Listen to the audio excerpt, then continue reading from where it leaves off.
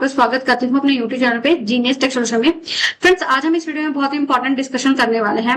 आज हम बात करने वाले हैं अक्टूबर मंथ की रिटर्न्स के बारे में। जो अक्टूबर मंथ की रिटर्न हमें फाइल करनी है, बहुत ही केयरफुली रह के हमें फाइल करनी है।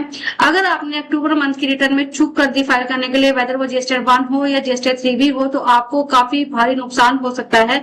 जानते हैं इस नुकसान से बचने के लिए आपको करना क्या है, किस तरीके से आपको अपनी अक्टूबर मंथ की GST 1 प्रिपेयर करनी है और 3 भी प्रिपेयर करनी है। बढ़ते हैं आज के टॉपिक की तरफ। Friends, as you know, October month में हमें अपनी GST 1 फाइल करनी रहती है और GST 3 भी फाइल करनी रहती है। जो मंथली फाइलर है, GST 1 हमें फाइल करनी है 11 नवंबर तक, जिसकी प्रिपरेशन आज से ही हम स्टार्ट करते हैं। यानी कि 1 नवंबर है तो ऑनवर्ड्स हमने अपनी प्रिपरेशन करनी स्टार्ट कर देते हैं स्टार्टिंग डे 1 से। और जो GST 3 भी फाइल करनी है वो हमें 20 नवंबर तक फाइल करनी है।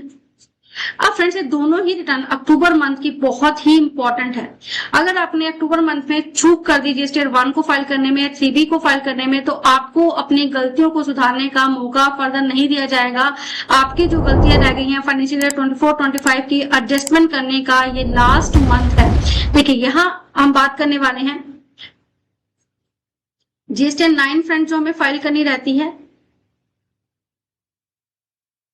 उसमें जो डाटा ऑटो पॉपुलेट होकर आएगा, वेदर आपका GST 1 का हो या GST 3B का हो, वो जो आपने अक्टूबर मंथ की जो रिटर्न फाइल की होगी उसके बेसिस पर लास्ट फाइनल डाटा आपका ऑटो पॉपुलेट होकर GST 9 के जो आपका टेबल नंबर 4 है, जो आउटवर्ड की सप्लाई है, जो आपकी GST 1 से आती है, और जो 3B की डिटेल है जो टेबल नंबर 6 में आती है, वो ऑटो पॉपुलेट होकर आपकी आती है। वहां पर आपको अक्टूबर 30 नवंबर तक, यानी कि आपने जो भी डिटेल्स आपने फाइल की होगी, जो कि हमें फाइल करनी है अक्टूबर मंथ की रिटर्न ही हम डालते हैं नवंबर में, तो वो आपकी ऑटो पॉपुलेट होकर वहां पर आने वाली है। अगर यहाँ पर आपने चूक कर दी तो आपको फिर मौका नहीं दिया जाएगा अपनी गलतियों को सुधारने का।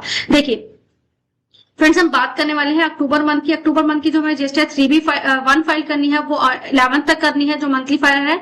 और जो IFF फाइल करते हैं, यानी कि जो क्वार्टरली फाइलिंग है, 30 तक उनको फाइल करनी है। लेकिन इनको जो है, जो क्वार्टरली फाइलर है, उनको कोई भी फायदा नहीं होने वाला है, क्योंकि जो हम क्वार्टरली फाइलर है, जो उनको 3rd क्वार्टर की रिटर्न डालनी रहती है, यानी कि जो आपको रिटर्न डालनी है वो आपको बहुत ही केयरफुली डालनी है। बात करने वाले हैं, देखिए अब हमें सेक्शन 37 हमें क्या बात करता है, जो आपको स्टेटमेंट डालनी है GST 1 आपको डालनी है। सेक्शन 39 बात करता है जो आपको GST 3B आपको जो फाइल करनी है उसके बारे में सेक्शन 39 बात करता है। फ्रेंड्स, अब आपको चेक करना है कि आपने जो सेल्स जो आपने करी है उसमें कोई गलती तो नहीं है। आपको प्रॉपर चेक करना है, रिकंसिलेशन करना है आपको। फाइनेंशियल ईयर 24-25 का ऐसी तो कोई सेल नहीं है जो आप बुक करना रह गया था, या आपके कोई डेबिट नोट है या क्रेडिट नोट है जो रिलेट करते थे फाइनेंशियल ईयर 24-25 के। अगर कुछ उसमें है, करेक्शन है, कुछ अमेंडमेंट है, तो आपको टाइम दिया जा रहा है अक्टूबर की रिटर्न तक, आप उसको सही कर लीजिए ताकि आपकी जो एनुअल रिटर्न है वो ठीक से फाइल हो सके। आपको चेक करना है कि आप पे कोई मिसिंग इनवॉइस तो नहीं है, कोई रॉन्गली आपने टैक्स तो नहीं दे दिया, कि ऐसी तो नहीं है कि आपने IGST पे करना था और आपने गलती से CGST और SGST पे कर दिया, या वैसा वर्षा भी हो सकता है। इस तरह की गलतियां हैं तो आप उसको करेक्ट कर लीजिए, ठीक है।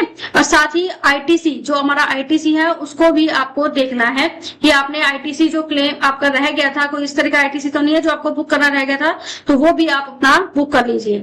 कई बार ऐसा हो सकता है कि आपके पास परचेज इनवॉइस है लेकिन आपके सप्लायर ने वो डिटेल्स नहीं डाली है, तो उसकी वजह से कुछ मिसमैच है। कई बार ऐसा भी होता है कि उन्होंने, जैसे सपोज कि हमारा इनवॉइस था 65,000 का, तो ओरिजिनल इनवॉइस था, और जो हमारे सप्लायर ने है उसको 63,000 का दिखा दिया, यानी कि इसमें कुछ वेरिएशन है जिसकी वजह से आपका 2B या 2A में कुछ मिसमैच आ रहा है आपकी बुक्स के हिसाब से। तो वो आपको देखना है, अपने सप्लायर को बताना है, तभी वो अपनी जो 11 तक जो हमें उनको GST 1 फाइल करनी है वो उसमें करेक्ट कर पाएगा, तभी वो आपके 2B में सही से फैच होकर आ पाएंगे और आपको करेक्टली ITC आप उसका क्लेम कर पाएंगे। आई होप फ्रेंड्स यहाँ तक क्लियर होगा आपको। यहाँ ये चीजें आपको चेक करनी है और आपको सप्लायर को बताना है कि अगर आपका कुछ इस तरह का मिसमैच है, ताकि वो अपने GST 1 में ठीक कर सके।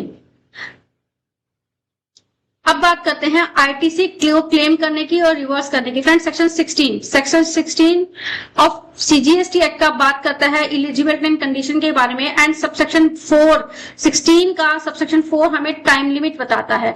टाइम लिमिट बताता है कि कब तक आप आईटीसी क्लेम करेंगे तो आपका आईटीसी जो है एज पर रूल माना जाएगा, एज पर सेक्शन माना जाएगा। तो रूल बात करता है 36 सबसेक्शन 4 सब रूल 4, एंड जो सेक्शन है हमारा सेक्शन 16 सबसेक्शन 4 हमें टाइम लिमिट के बारे में बात करता है। अगर आप ये लास्ट चांस है, आपका कोई भी आईटीसी पेंडिंग है तो आप उसको क्लेम कर लीजिए फाइनेंशियल ईयर 2024-25 के लिए।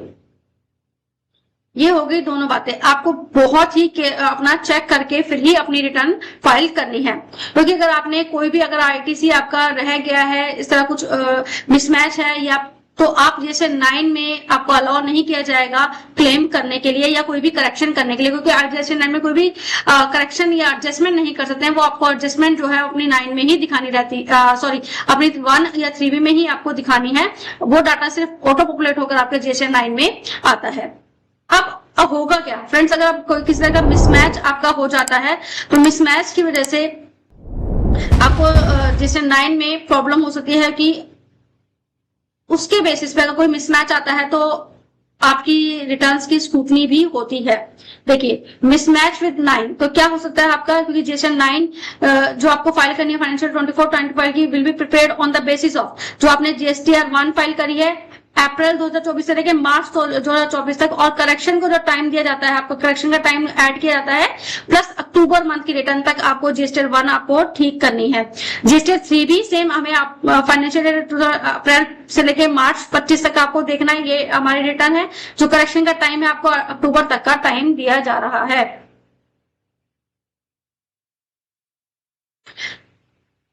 तो जो भी अगर आपकी कुछ गलती आपको फाइंड आउट होती है और आप ठीक कर देते हैं तो उसका जो करेक्ट डिटेल है वो आपकी ऑटो पॉपुलेट होकर आ जाएगी जीएसटीआर 9 में। तो इसके लिए फाइनल आपको रिकंसिलेशन किस किसका करना है फ्रेंड्स, आपको अपनी बुक्स का रिकंसिलेशन करना है जीएसटीआर 1 के साथ, जीएसटीआर 3B का रिकंसिलेशन करना है जो आपने आईटीसी क्लेम किया है इन 3B में अपनी बुक्स में, तो वो आपको रिकंसिलेशन यहाँ पर करना है। साथ ही आपको देखना है टैक्स लायबिलिटी जो आपका टैक्स पे किया है और जो आपने टैक्स लायबिलिटी डिक्लेयर की है वो सेम है या नहीं है। कुछ मिसमैच है, वेरिएशन, तो आपको फाइंड आउट करना है क्यों वेरिएशन है। तो अगर आपकी लायबिलिटी बनती है टैक्स को पे करने की तो आपको उसको अपनी इस बार की जीएसटीआर 3B में पे करके रखना है। देखिए अब इम्पैक्ट क्या पड़ता है आपका, अगर आपका कोई भी मिसमैच आता है आफ्टर अक्टूबर 2025 तो आपका this will reflect on GSTR 9 के टेबल 10 to 14 में आपको एडजस्टमेंट डालनी रहेगी।